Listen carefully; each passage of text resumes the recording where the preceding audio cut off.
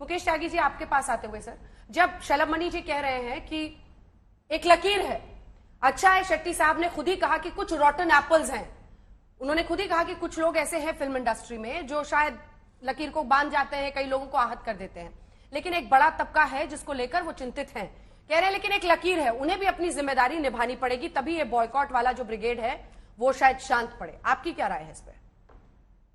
अंजना जी, बहुत बहुत धन्यवाद, आपने मुझे इस डिबेट पे बुलाया और बहुत ही महत्वपूर्ण डिबेट है ये। देखिए, सुनील शेट्टी जी जो मेरे व्यक्तिगत मित्र भी हैं, उन्होंने, मैं समझता हूँ कि जो वहाँ का जो वेन्यू था, वो फिल्म सिटी के बनाने पे, निर्माण करने पे क्या बॉलीवुड का योगदान हो सकता, वो एजेंडा था।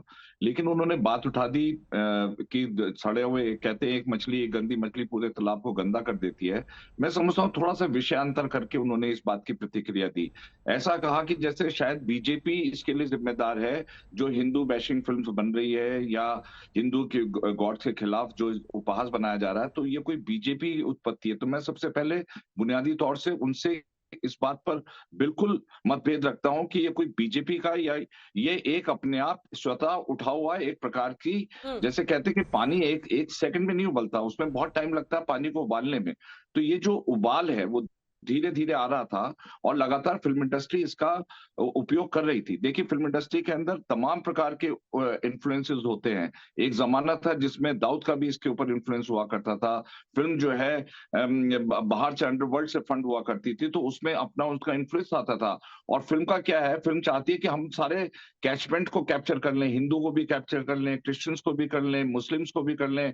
उनका जो व्यवसायिक एक दृष्टिकोण था वो इतना व्यापक था। साथ साथ देखिए, एक प्रोफेसर हैं शर्मा जी, जो आए रोहतक के डायरेक्टर भी हैं, उन्होंने, धीरज शर्मा, उन्होंने एक स्टडी करी है कि लगातार हिंदू बैशिंग का जो फिल्म इंडस्ट्री के अंदर एक प्रपोर्शन, अनुपात बढ़ता चला गया है। तो ये जो इस प्रकार की जो लिबर्टीज ली गई हैं और दूसरे मजहब पर एक लाइन भी बोलने को तैयार नहीं है। अंग्रेजी में एक मैक्सिम है कि साइलेंस इज एक्विसेंस। अगर फिल्म इंडस्ट्री वाले किसी आपत्तिजनक उस पर टिप्पणी नहीं करते हैं, उस पर अपना प्रतिरोध नहीं दिखाते हैं, तो मैं समझता हूँ वो भी एक सहमति है। लगातार इंटॉलरेंस को लेकर के वक्तव्य आते चले गए। काली माँ पे जैसे अभी बताया कि किस तरह से सिगरेट पीते दिखाया, सेक्सी दुर्गा, वो करें तो रामलीला, हम करें तो रासलीला, मतलब इस प्रकार के अश्लील शब्दों का इस्तेमाल किया गया हमारे भगवानों के खिलाफ। तो मैं समझता हूं कि अब जो है वो धीरज का बांध टूट चुका है। अब उसकी प्रतिक्रिया एक सामाजिक रूप में, व्यापक रूप से कर चुकी है। उसको बीजेपी से जोड़ना या फिल्म इंडस्ट्री से जोड़ना, मैं समझता हूँ ये बहुत ही अफसोसजनक बात है। दूसरी बात मैं मैं लौट रही हूँ सर, लौट रही हूँ आपके पास। पायल घोष जी, मुझे बहुत सारे गेस्ट हैं, चूंकि सबसे एक रिस्पॉन्स लेना है। पायल जी, मेरा आपसे ही सवाल है, लेकिन क्या अल्टीमेटली पूरी फिल्म इंडस्ट्री को नुकसान नहीं होगा? कोई फिल्म ऐसे आती है और बॉयकॉट को लेकर एक पूरी मुहिम की शुरुआत हो जाती है, और ये लगातार हो रहा है शाहरुख खान, आमिर खान की फिल्मों के साथ। आप इसको किस तरह से देखते हैं? क्या ये बॉयकॉट ब्रिगेड अगर एक्टिव हो जाता है, पूरी फिल्म इंडस्ट्री को लॉन्ग रन में नुकसान होगा ना? कई लोगों के घर, ये बात मैंने कश्मीर फाइल्स में भी कही थी, फिल्म देखनी है देखो, नहीं देखनी है मत देखो, लेकिन आप एक फिल्म से जुड़े हुए जो तमाम लोग हैं, सबका घर चलता है उससे, आप उसको सबके पेट पर, जिसे कहते हैं, नुकसान पहुंचाना, ये ठीक नहीं है। देखिए, सबसे पहली बात तो मैं ये बोलूंगी कि बॉयकॉट बॉयकॉट बॉलीवुड का जो ट्रेंड चल रहा है, इसको हम इतना पर्सनली क्यों ले रहे हैं? बॉयकॉट बॉलीवुड ट्रेंड चल रहा है बोल के फिल्म फ्लॉप हो रही है, ऐसी बात नहीं है। आजकल की जो भी फिल्म बन रही है ना, उसका कंटेंट कमजोर है, इसके वजह से ये हो रहा है। इसका इम्पैक्ट लोगों को लग रहा है कि इसके वजह से जो दृश्यम क्यों फ्लॉप नहीं हुई, दृश्यम 2 क्यों फ्लॉप नहीं हुई, और 2-4 फिल्म आई थी वो क्यों फ्लॉप नहीं हुई, फिर बाकी फिल्म्स क्यों फ्लॉप हो रहे हैं? क्योंकि उनके पास कंटेंट ही नहीं है। वो जैसे फिल्म बना रहे हैं, वो फिल्म लोगों को अच्छा नहीं लग रहा है, इसीलिए नहीं चल रही। ये बॉयकॉट बॉलीवुड वाला जो ट्रेंड और उसके ऊपर जो पूरा दोष देना, ये ना एक मानसिकता है। It's a kind of a mental thought that it's happening because of that. ठीक है, मैं लौट रही हूँ। आपने एक बहुत बड़ा वैलिड पॉइंट बनाया है। अमित जमई जी, आपसे मेरा सवाल है, और ये पहले भी कुछ पार्टिसिपेंट्स ने पैनल पर कहा, साउथ इंडिया की फिल्में बड़ी अच्छी कर रही हैं, कंटेंट वाइज जो फिल्में बन रही हैं वो हिट नहीं हो रही हैं। कुछ लोग हैं जो अपना विरोध, और ऐसा नहीं कि आज पहली बार हो रहा है, ये तो कब से एक के बाद एक आंधी फिल्म, अगर आपको याद हो, सिमिलैरिटी की वजह से कुछ पर्सनालिटीज के साथ उसको बैन कर दी, रोक लगा दी गई थी। ये रहा है, फिल्म इंडस्ट्री पर और फिल्म पर पहरेदारी होती रही है। राजनीतिक पार्टियों ने की है, खुलकर की है। अभी कुछ हिंदू संगठन है जो एक्टिव हो रहे हैं बॉयकॉट को लेकर। ऐसे में उनका कहना है कंटेंट अच्छा बनाते नहीं, फिर बॉयकॉट कर रोना रोते हैं। इस पर आपका टेक, और जो पॉलिटिकली बीजेपी एक्टिव हो रही है फिल्म सिटी को लेकर यूपी में, उस पर आपका बयान। अमित साहब। अंजना जी, सिर्फ दो छोटी बातें कहनी है मुझे। हमारे माननीय मुख्यमंत्री योगी आदित्यनाथ जी महाराष्ट्र गए और वो चाहते थे कि वहाँ के जो बॉलीवुड के लोग हैं वो यूपी में निवेश करें, क्योंकि यूपी में 2017 के बाद जो बड़ी फिल्में हैं, जो बड़े स्टार की फिल्में, बड़े प्रोडक्शन की फिल्में हैं, वो यूपी में नहीं आ रही हैं, क्योंकि यूपी में जो लॉ एंड ऑर्डर का सिचुएशन है, जो पूरा रॉयट का सिचुएशन है, कोई भी उत्तर प्रदेश में फिल्म बंधु के जरिए बड़ी फिल्में नहीं करना चाहता है। तो हम तो चाहते हैं कि जिस तरह से अखिलेश जी के वक्त में बड़े बड़े स्टार, बड़ी बड़ी फिल्में शूट होती थी, हमारा उत्तर प्रदेश जो संभावनाओं का प्रदेश है वो दोबारा आगे बढ़े। उसके बावजूद भी सुनील शेट्टी जी ने जो बात बोली वो मुख्यमंत्री जी से ही उन्होंने क्यों कहा, क्योंकि वो जानते हैं कि ये सारी हेट कैंपेन का गढ़ कहाँ पे है, ये कहाँ से इसकी शुरुआत होती है।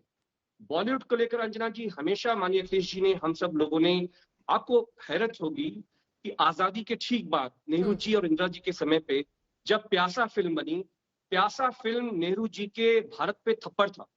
उसके बाद मजदूर फिल्म आई जिसमें दिलीप कुमार साहब थे, वो फिल्म थप्पड़ थी भारत देश के बनने पर कि कैसे इस देश का एक गरीब मजदूर, लेकिन जो उन्होंने निशाना बनाया था सरकार को उस जमाने में, तो नेहरू जी ने या इंदिरा जी ने या बाद की जो हमारी सरकारें थी, हमने नहीं तय किया कि बॉलीवुड में क्या बनेगा, बॉलीवुड क्या बनाएगा, बॉलीवुड किस तरह का आंधी फिल्म को भुला दिया, आपने आंधी फिल्म को भुला दिया, जानबूझ के छोड़ दिया क्या? जी नहीं, मैं हादी की नहीं, मैं कह रहा हूं कि ये दो बड़ी जो फिल्में बनी, इमरजेंसी लगी 1975 में और फिल्म को बैन कर दिया गया था, क्यों? मैं वही कह रहा हूं अंजना जी, आपको तो मालूम ही है कि इमरजेंसी के खिलाफ चाहे कुलदीप नैयर साहब हो, खुशवंत सिंह साहब हो, इन सब लोगों ने सड़क पे उतरकर उसका विरोध किया था, इमरजेंसी का।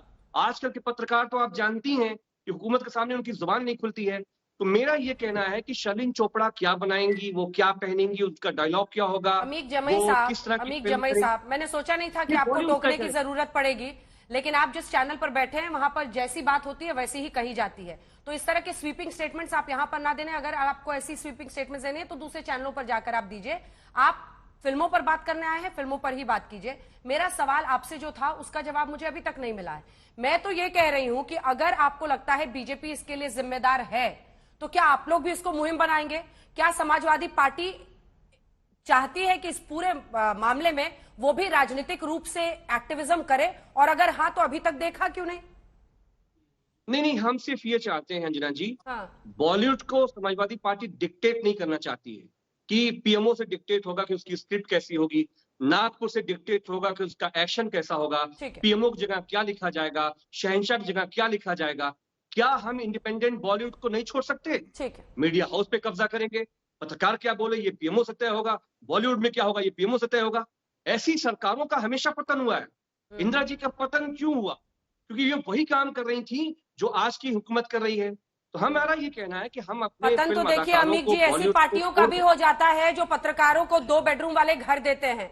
इसलिए मुझे इससे ज्यादा बोलने की जरूरत नहीं है, ना मैं उधर ज्यादा जाना चाहती हूँ। जो विषय है उसे विषयांतर ना करें, और आप जो करने की कोशिश कर रहे हैं उस पर मुझे लगता है मैंने सटीक जवाब आपको दे दिया है।